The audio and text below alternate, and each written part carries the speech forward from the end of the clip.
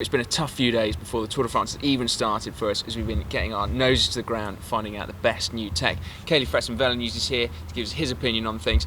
Caley, let's start with the new Trek Emonda. It's the lightest production bike. That's not too much use to the teams, obviously, because they're hamstrung by the weight limit. But what do you make of it? Have you seen it there over at Trek? Yeah, we checked it out. Got about a 4.5 hour ride on it. Trek's going to be building these at sort of the same level they build everything else, and the fact that they can hit a weight like that is super impressive. Rides really, really well. I've compared it to a Canyon Aeroad, which I'm sure Trek doesn't like, but it's one of my favorite bikes ever. So it's actually high praise. And the guys, so let's say Andy Schleck is on this new Monda. He's going to have potentially a kilo of weight added to his bike. On what, the bottom bracket, the bottle cages, they were saying? There's a whole bunch of different things they can do. Generally just replacing carbon bits with metal bits. I'm not sure that the 6.8 limit will stick around all that much longer, to be honest. I think part of the reason why we're seeing some of these lightweight bikes from companies like Trek is because the UCI has been discussing either lowering that 6.8 limit or eliminating it entirely. And they've been discussing that for about 2 years now, but there's some new folks over on the tech side at the UCI, and we may actually see some movement on that pretty soon. Does that mean no one's told Specialized? Because their new Tarmac is, it's super svelte, super light bike, but it's still, what, an extra 200 grams per frame set? Just about 200 grams, yeah. And Specialized will tell you that extra weight goes into improving ride quality, stiffness or comfort in the right places or things like that. I haven't personally ridden that frame, so I cannot attest that. However, the SL4 was a phenomenal bike. Yeah, I can't imagine it got any worse.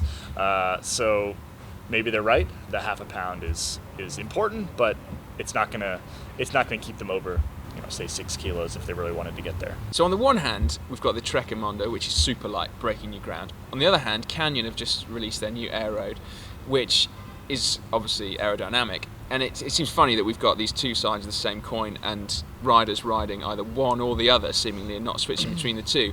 What's your impression initially of this new Canyon?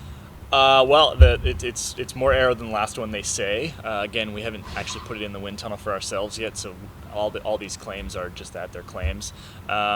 They've moved to a truncated airfoil style tube shape, which is something that the Scott Foil and the Trek Emonda already use, among many, many others, and it allows them to make it a little bit faster and lighter and stiffer and everything else, like bikes keep going. Because there were two things that we really noticed actually there. We were at Movistar and we saw Jose Joaquin Rojas' bike. They've got direct mount brakes, haven't they, the Canyon?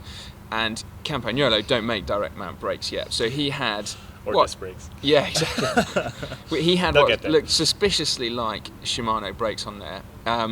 Now that's quite a novel improvement, isn't it? The new direct mount brakes. I know you're really impressed with it. Yeah, I have been really, really impressed. I think the design has a lot of potential. It's lighter.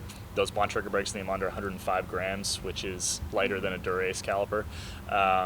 They're very, very powerful, and they dramatically improve tire clearance. So on that Emonda, Trek doesn't officially say this. They officially say you can only run a 25 millimeter tire, but you can actually run a 28, 29, 30 millimeter tire on that bike. Very cool. Because of those brakes. And if you ran a traditional Dura-Ace caliper, for example, you can't get much more than about 27 on there. It would not surprise me if the single bolt traditional brake is sort of phased out over the next 5-6 years or so. Getting a little dry. Yeah. The one final thing, actually, therefore, is the Giro synth helmet, which I think is pretty noteworthy because of the claims they've made. Now, presumably we can't test these because they're aerodynamic claims, but they say that their new vented helmet is as aerodynamic, essentially, as their aerodynamic helmet, which has virtually no vents in it. So what's going on there, Kenny? Are they essentially taken two helmets and now they're just going to sell one? Yeah, so I was actually at the launch of the Giro synth in Arizona, the American launch, about a week and a half ago, and got the whole spiel. But I think they've actually shot themselves in the foot a little bit, because why would you buy an Aeon if this new helmet is supposedly cools just as well, and why would you buy an AirAttack if the new helmet is actually faster? The synth is faster with your head at a 30-degree angle, which is what Giro and a number of other helmet manufacturers have decided. That's sort of when you're riding in the hoods or even in the drops, kind of with your head up, so you're looking straight ahead. That's a 30-degree-ish head angle. The AirAttack is still faster, significantly faster, if you put your head down.